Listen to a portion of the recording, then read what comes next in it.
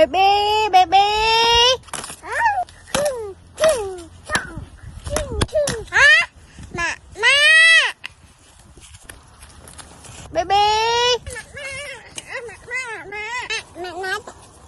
Baby nó ngủ baby. Chắc mà.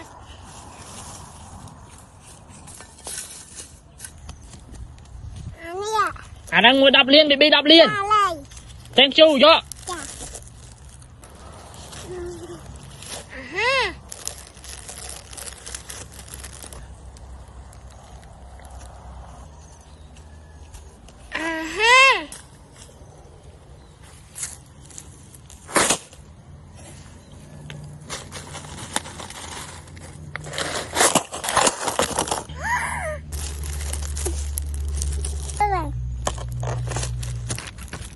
Mama đang chơi hạ mạ mui cha.